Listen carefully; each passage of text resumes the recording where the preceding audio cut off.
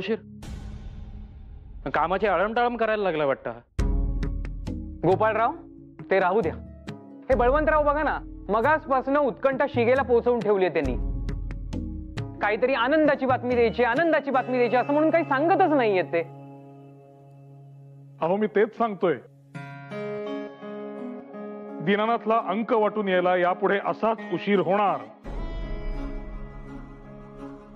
म्हणजे आपल्या केसरीचा खप 1800 प्रतींच्या वर गेलाय. 1800 प्रती. 1800? बळवंतराव, एवढी चेष्टा बरी नव्हे. चेष्टा कसली, खरेच सांगतोय. येताना दीनानाथला पेढे सुद्धा घेऊन यायला सांगितले. खरंच की काय? काय सांगताय काय बळवंतराव? खरंच काय गोड बातमी दिली ती. आगरकर,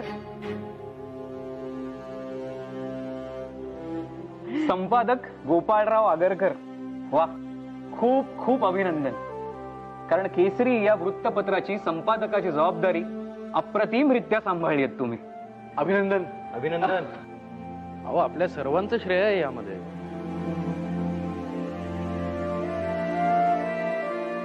हे काय?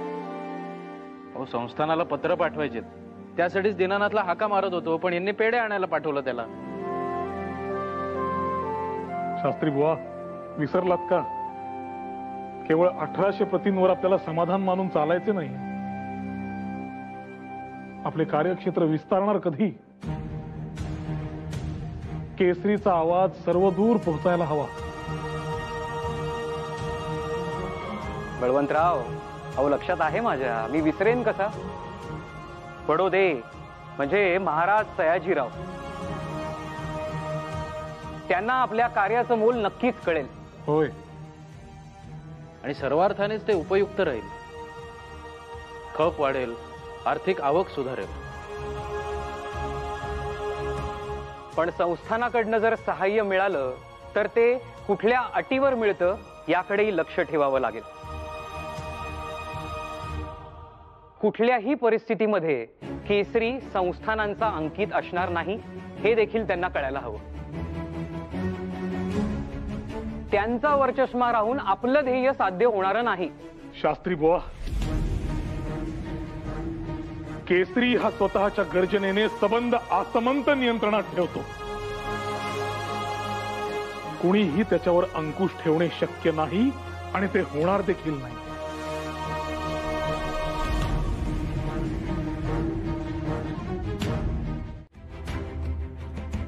नेमके तेच टी माधवराव आणि ब्रिटिश साम्राज्याला होऊ द्यायचं नाहीये बळवंतराव. सगळे मार्ग खुंटलेत आता आपल्या. उलट आहे, उलट आहे, उलट आहे गोपाळराव. उलट आपण योग्य मार्गावर असल्याची खात्री पटली आहे. या हीन कृत्याने हे सिद्ध झाले की केसरीचा टी माधवराव आणि इंग्रजांनी देखील धसका घेतलाय. त्यामुळे आता मागे हटायचे नाही, हरून जायचे नाही, निकरानं पुढे जायचे. माझ्या येऊ नको कळलं ना. बाबाजींना अडवतोय तू, तुला कळतं का कोणाला अडवतोय? अरे बाबाजींच्या वाकड्यात गेला ना तर पार नायनार करते तुझ्या. चल बाजूला हो.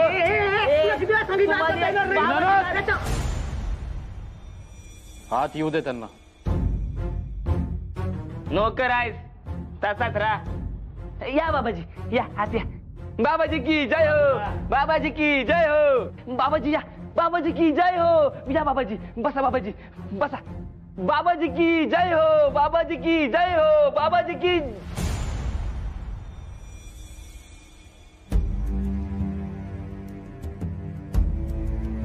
कोण तुम्ही?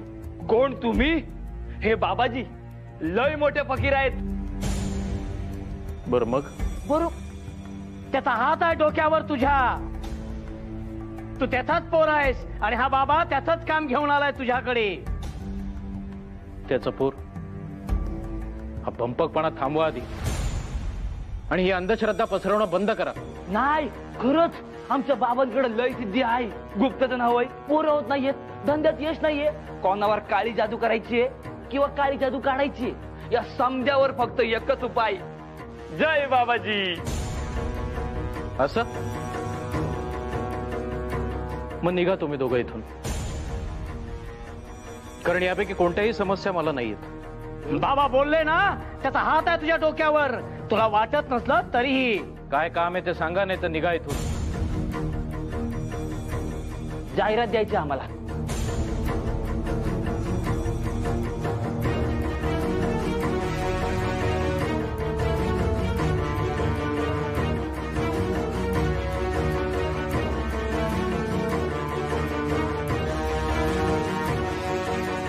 उठा आधी आणि चालते वा इथून, उठा. बाळा, हा बाबा जिथे बसतो तिथे स्वर्ग उभा राहतो. स्वतःकडे बघ एकदा, एखाद्या चोरापेक्षा कमी नाही. भेटा भेटा भेटा, कुठलीही समस्या असो फकीर बाबांना भेटा. काय हवंय तुम्हाला? पैसा, व्यवसाय, पाऊस, जमीन, एवढंच काय? मूल हवंय? सर्व रोगांवर एकच इलाज, फकीर बाबा.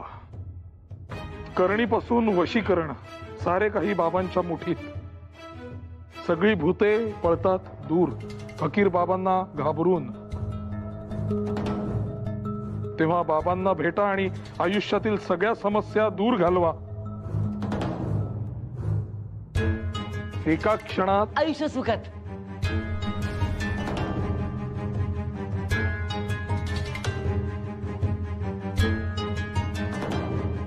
छान.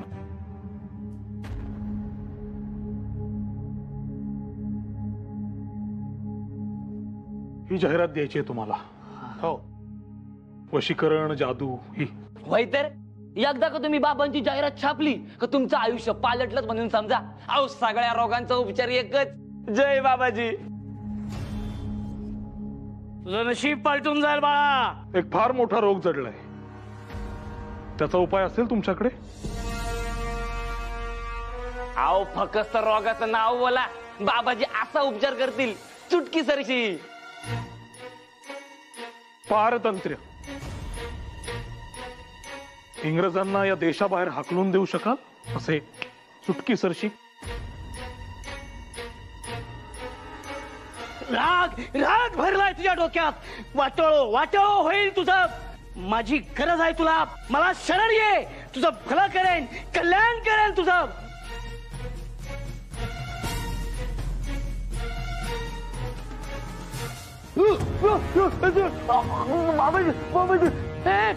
काय करतोस?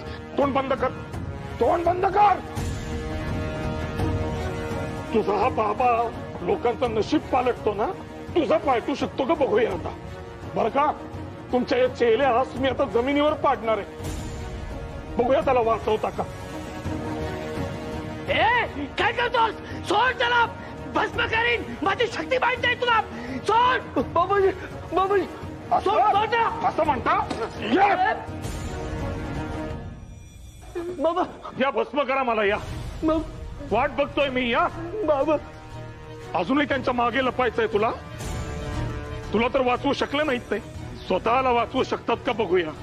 इतरांचे नशीब पालटवता ना, तुमच्या नशिबात आता काय घडणार आहे मला सांगा. काकू, किती मायेने मोरावळा बनवलात तुम्ही, नाही खाऊ दिला. तुमची सावली पडून हा अपशकुन घडला असं वाटतं त्यांना. ताईंना जेव्हा दिवस गेले तेव्हा सर्वाधिक आनंद मला झाला होता. आणि त्या असं म्हणतायत की आज माझीच दृष्ट. का तर मला मुलबाळ नाही. यशोदे, भामेला ओळखतो ना आपण. तिने काय कमी कठीण प्रसंग पाहिले तिच्या आयुष्यात, पण तरीही ती नवऱ्याच्या पाठी खंबीर उभी राहिली. आता दिवस गेले तेव्हा सुद्धा बळवंतराव तिच्या सोबत नव्हते, पण दोघांमधलं प्रेम कमी झालं का? ती आणि तू सुद्धा दोघी नशीबवान आहात. तुम्हाला असं सौभाग्य मिळाले. काकू, पण लोक दोष आपल्यालाच देतात ना. दोष कलंक देणारच लोक आपल्याला. अगं देवाला सुद्धा लोक दोषी ठरवतातच ना. पण आपली मुलगी आपल्याबद्दल असा विचार करत नाही ह्याची खात्री आहे मला आणि समाधान. भामाताईंच्या मनात विष तर कालवलं गेलं नसेल ना? अगं नाही जाणार. एवढे पावसाळे पाहिलेत ना मी, ओळखते माणसांना. आणि तिच्या सासूबाईंचा सुद्धा मला राग नाही आला. स्वतःचा संसार भरलेला असला, कपाळ रंगीत असलं की ह्या प्रथा परंपरा फुलासारख्या वाटतात त्यांना. त्यात त्यांची काय चूक? अगं एका कानाने ऐकायचं आणि दुसऱ्या कानाने सोडून द्यायचं. इतकं सारं झालं काकू, तरी तुम्ही इतक्या कशा काय शांत? हे कसं जमतं तुम्हाला? जमत, सगळं जमत. आनंद हाच की इतका कठीण प्रसंग असताना सुद्धा भामेबद्दल तुझ्या मनात असलेला ओलावा कमी नाही झाला. जाणवतं मला. आणखीन काय हवं? अगं हाच तर संसार आणि हीच तर नाती असतात. यशोदे, मला वचन दे, तुझ्यात आणि भामामध्ये तू अंतर येऊ देणार नाहीस. काय काय म्हणते मी?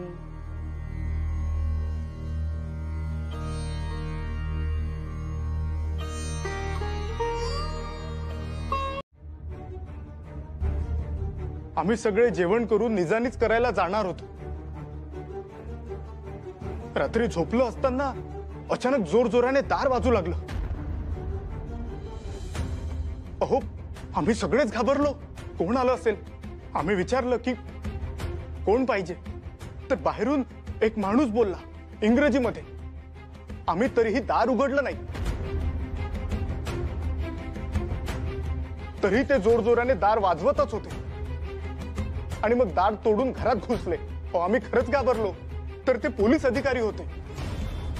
म्हणाले घराची झडती घ्यायची आहे. आणि मग आम्ही विचारलं की कशाला?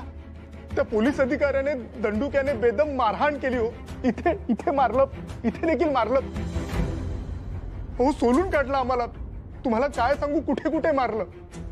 एवढंच नाही तर झडतीच्या नावाखाली त्यांनी आमचं पूर्ण घर धुवून काढलं. घरातले दाग दागिने पैसा सर्व सर्व लुटून दिला त्या अधिकाऱ्याने. एवढंच नाही तर धान्याच्या पोती सुद्धा. आता तुम्हाला शांत व्हा तुम्ही, शांत व्हा. घ्या पाणी प्या. संतापजनक आहे हे सर्व. हा अन्याय आपण सहन करता कामा नये. आता हे जगणे आणखीन कठीण करणार आपले. बुवा तुम्ही काळजी करू नका. तुम्ही उद्या या. उद्या? तुम्ही उद्या या. मग मी तुम्हाला सांगतो या प्रकरणाचे काय करायचे. अहो, असं काय करता? म्हणजे मी इतका विश्वास ठेवून तुमच्याकडे आलो आणि तुम्ही आता का नाही छापू शकत? उद्या? आत्ता असे होत नसते बुवा. आपले साप्ताहिक वृत्तपत्र आहे. छापायचा वार उद्या आहे. या उद्या. मंडळी, मला जरा कामास जावे लागणार आहे. तुम्ही उद्या या, आपण भेटूया. अहो बळवंतराव, अहो पण तुम्ही या उद्या, आपण बघू काय करता येईल.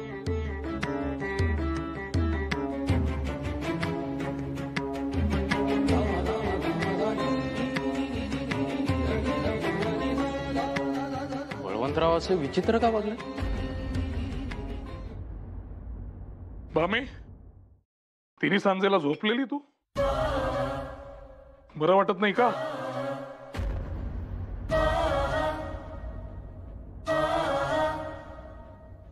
तुझ्याशी बोलतोय.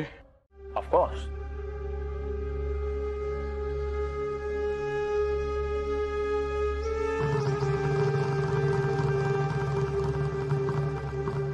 Could you spare a few moments for me? Hope you won't mind.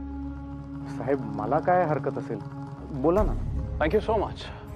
You know, it feels really very bad when your own colleagues try to hide something from you. साहेब मी तुमच्यापासून काहीच लपवलं नाहीये. Why do you think that I'm talking about you?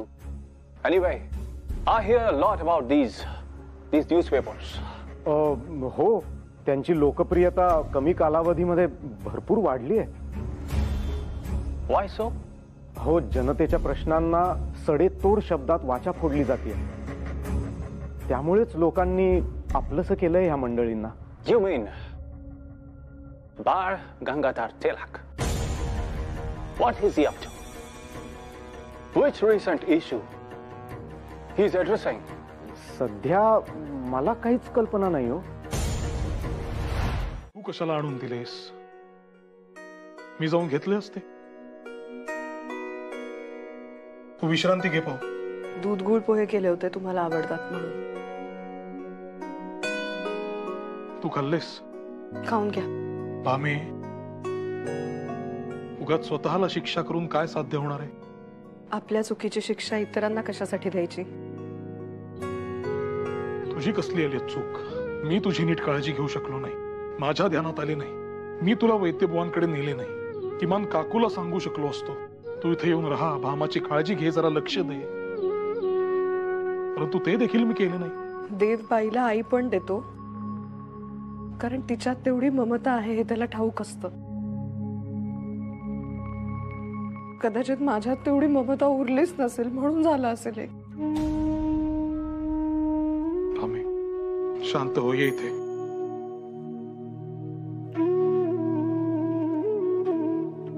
बैस. हे पहा,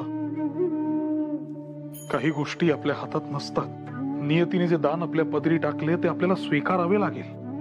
त्याचा आपल्यावर किती परिणाम होऊ द्यायचा? बरं, ही घटना घडली म्हणजे काय आयुष्य संपले का? मुळीच नाही. आपली कृष्णा आहे, तिला वाढवायचं आहे आपल्याला. ती जगण्याची उमेद नव्हे का? आणि हे असे उपाशी राहून स्वतःचे हाल करून फक्त आणि फक्त त्रास होणार आहे तुला आणि मला देखील. साध्य काहीही होणार नाही. आले का ध्यानात? तू खाऊन घे पाहू. हे घे. बळवंतराव, अहो उशीर होतोय, चला. हो हो, आलोच.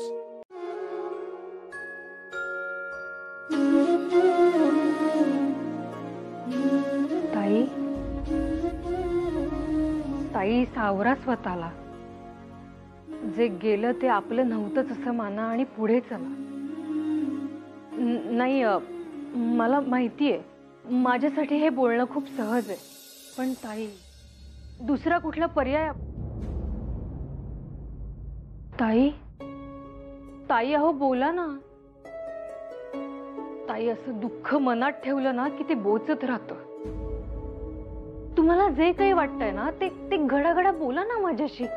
मला खूप वाईट वाटतं, म्हणजे मला हे कळतं की बायकांची हौसमौज पुरवणं हा काही पुरुषांचा स्वभाव नव्हे, पण इतकं सहज असतं का त्यांच्यासाठी दुःख विसरणं? असं कसं असेल?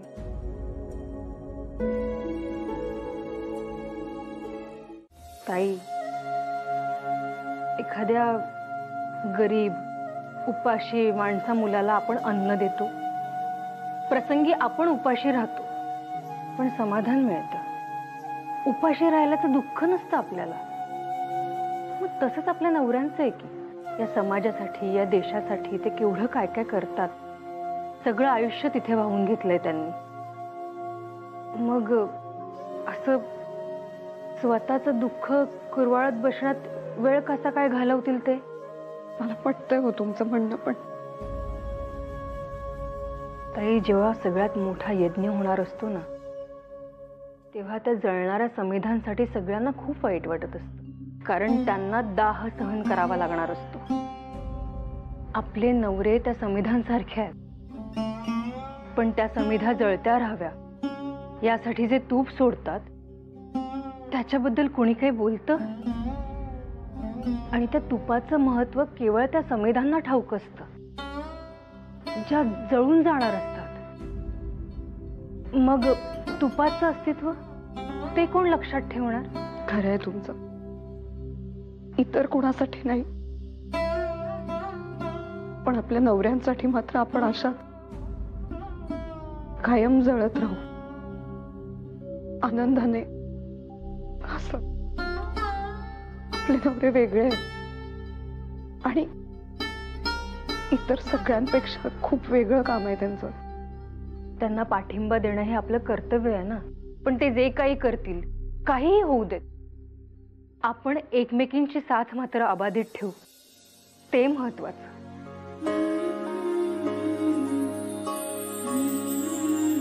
हो.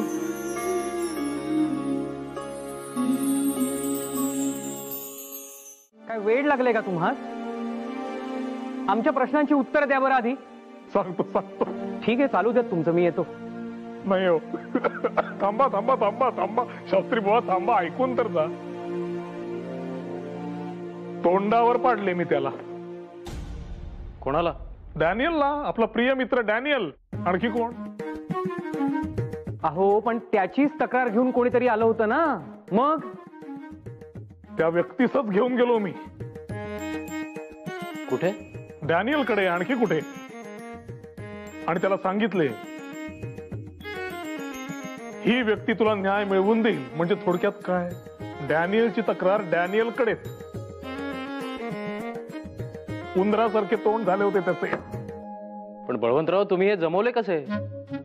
म्हणजे हे सगळे समजले कसे तुम्हाला? हा, गोपाळराव, ब्रिटिशांविरुद्ध तक्रार घेऊन आपल्याकडे कोणी येईल का? नाही. मुळात मला तिथेच शंका आली होती, पण म्हटलं ऐकून घ्यावं म्हणून त्याचा मुद्दा ऐकून घेतला मी. पण ज्या कागदावर त्याने तक्रार लिहून आणली होती, तो कागद नंतर न्याहाळताना माझ्या लक्षात आले, हा तर सरकारी कागद आहे. पण तो कागद त्यांच्याकडे आला कसा? पुरवला गेला. डॅनियलनेच त्याला सरकारी कागद पुरवला. मग ती तक्रार खोटीच? खोटीच तर मग काय. 1% देखील सत्यता नाही त्यात. मी जर मोहास बळी पडून लगेच ती बातमी छापली असती तर आमच्याबद्दल कशी खोटी बातमी छापली म्हणून या ब्रिटिशांनी ताबडतोब आपल्या वृत्तपत्रावर बंदी आणली असती. वा बळवंतराव, फार सूक्ष्म आणि दूरदर्शी विचार केलात तुम्ही. बुवा, जेव्हा सारे काही सहजासहजी घडत असते तेव्हाच त्यात फार मोठे कारस्थान दडलेले असते. हाच तर राजकारणाचा नियम. खरंय तुमचं. म्हणजे आता ताक देखील फुंकून प्यावे लागणार. निशंक. कुठलीही घटना समोर आली की त्यातली सत्यता तपासून मगच ती घटना मांडणे ही आपली जबाबदारी. आणि ही जबाबदारी आपण आजही कसोशीनं पाळतो. म्हणूनच केसरी आणि मराठा इतर वृत्तपत्रांच्या तुलनेत श्रेष्ठ ठरतात. आता तर आपल्याला अधिकच जबाबदारीने वागायला हवे, कारण डॅनियल नावाचा शत्रू खार खाऊन उभा असणार. अगदी सख्खा संबंध आहे. कुणाचा? तर तक्रारदाराचा, सोमनाथचा. तरी मला सुरुवातीपासून वाटत होते मी याला कुठेतरी पाहिलेलं आहे. विचार केल्यावर लक्षात आले, नाट्यगृहाबाहेर 2-3 वेळेला पाहिले मी त्याला. म्हणून काल रात्री नाटक पाहायला गेलो. संगीत चंद्रविहार. तर रंगमंचावर ही एवढी नटांची फळी. त्या दुय्यम नटांच्या फळीमध्ये एक ओळखीचा चेहरा दिसला. कोण असेल? सोमनाथ. अगदी बरोबर. मठ्ठासारखा पाठ केलेली वाक्य सुद्धा जेमतेम म्हणत होता. तेव्हाच माझ्या लक्षात आले, आपल्या कचेरीत कोणीतरी त्याला प्रयोग करायला पाठवलेले. पण आपल्या कचेरीत काही त्याचा प्रयोग रंगला नाही. पण काय, इतक्याशा माहितीवरून तुम्ही मनात पक्के केले? नाही, मुळीच नाही. शिक्कामोर्तब करायला तक्रारीचा कागद होता ना. अहो, तक्रारीच्या कागदावर सरकारी कचेरीचा शिक्का होता. आता हा कापडाचा व्यापारी म्हणतो, याच्याकडे सरकारी कागद आला कुठून? या प्रकरणावर पडदा पाडायला एवढे पुरेसे होते. नमस्कार. नमस्कार. मी गोपाळ आगरकर, केसरीचा संपादक. मी बडोदे संस्थानातून आलो आहे. या या.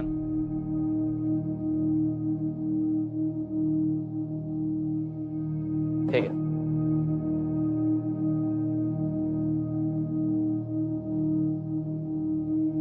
बोला. मला आपल्याला आणि बळवंतराव टिळकांना भेटायचे होते.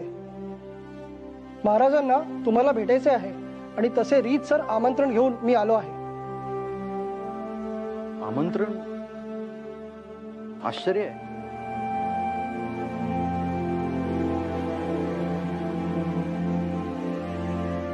बळवंतराव, शास्त्री बुवा.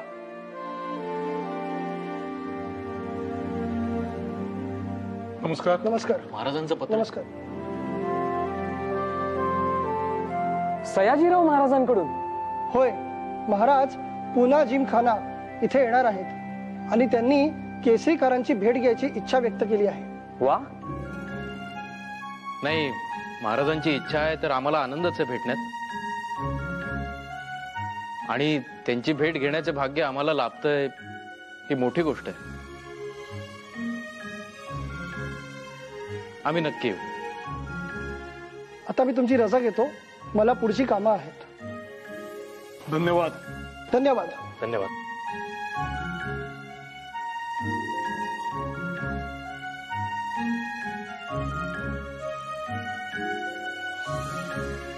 बळवंतराव, पुन्हा जिमखाना म्हणजे काही साधीसुधी वास्तू नाही. केवळ श्रीमंतांची रेलचेल असते तिकडे. म्हणजे आपल्यासारख्याला तर उभे देखील करणार नाहीत. फक्त युरोपियन अधिकारी आणि राजे महाराजे हेच जातात तिथे. आम्ही काही राजांपेक्षा कमी आहोत का? आम्ही आमच्या मनाचे राजेच तर आहोत. काय? निश्चित. बळवंतराव, त्यांनी आपल्याला आमंत्रण दिलंय, फक्त त्यांचा अनादर करायला नको एवढी काळजी आपण घेतली पाहिजे. हे पहा गोपाळराव, महाराजांशी आपले काही वैर नाही. वैर सोडा, ओळख देखील नाही. तरी त्यांनी आपल्याला बोलावले. कारण माहित नाही, परंतु बोलावणे धाडले ते देखील ब्रिटिश अधिपत्याखाली, जिथे सामान्य भारतीयांना प्रवेश देखील नाही. हे त्यांनी एका अर्थी ब्रिटिश सत्तेविरुद्ध उचललेले पाऊलच आहे. नोंदवलेला निषेध आहे. अगदी अगदी बरोबर बोलताय बळवंतराव. मला असं वाटतं की आपण लागलीच त्यांची भेट घ्यायला हवी. चला तर मग. परंतु इतक्या उंची ठिकाणी जायचंय तर तसे सदरे आहेत का आपल्याकडे? म्हणजे तशी काही सोय बऱ्या कपड्यांची? तुम्ही कधीपासून श्रीमंतीमध्ये रमायला लागलात? अहो, आपल्या कार्याकडे बघून त्यांनी आपल्याला बोलवलंय. त्यामुळे आपण जसे आहोत तसेच जाऊया. भले. शाबास. बळवंतराव, बळवंतराव. अहो गोपाळराव, एवढे ओरडायला काय झालं? मी दचकलो ना. अहो, ते सगळं जाऊ द्या, आधी हे बघा. हे काय, कुणाचे आहे? निनावी. तपशील तर वाचा तुम्ही. महोदय, कळविण्यास अत्यंत खेद होतोय. कोल्हापूर संस्थानाचे दिवाण माधवराव बर्वे हे तेथील विद्यमान महाराज श्री शिवाजी यांच्यावर अपरिमित अन्याय करत आहेत. बर्वे यांच्या या कृत्यामध्ये इंग्रज सरकार सामील आहे. महाराजांच्या अशक्त प्रकृतीचा गैरफायदा ते घेत आहेत. बर्वे यांनी इंग्रजांच्या मदतीने महाराजांना मनोरुग्ण जाहीर केलंय. इतकेच नाही तर त्यांच्यावर उपचार करायचे सर्व हक्क स्वतःकडेच ठेवले. महाराजांची भेट घ्यायची परवानगी केवळ बर्वे यांच्या मर्जीतील मंडळींना आहे. बर्वे यांनी स्वतःचे खिसे भरून स्वतःसाठी भव्य इमारती बांधून घेतल्या आहेत व त्याचा भार संस्थानावर पडलाय. इतर गुन्ह्यांकडे कानाडोळा केला तरी आपली अस्मिता असलेल्या महाराजांवर अन्याय व्हावा आणि आपण ते पाहत राहावे, या इतके दुर्दैवी दुसरे काही नाही. आगरकर, आपल्या कोल्हापूरच्या महाराजांबाबत हे असं घडतंय आणि आपण अनभिज्ञ आहोत. मला देखील याचेच आश्चर्य वाटतंय बळवंतराव. इतके थेट आणि गंभीर आरोप केलेत आणि पत्रही निनावी. तो साहजिकच. लिहिणाऱ्यास भय वाटले असणार. प्रकरण खोटे निघाले तर त्याला शिक्षा आणि खरे निघाले तर जीवास धोका. महत्वाची गोष्ट ही आहे की जर हे प्रकरण खरं असेल तर आता आपल्याला शांत राहून चालणार नाही. अहो, कितीही झालं तरी श्री शिवाजी महाराजांबद्दल आहे. आपले छत्रपती आहेत ते. अर्थातच. आपली अस्मिता आहेत, आपला अभिमान आहे.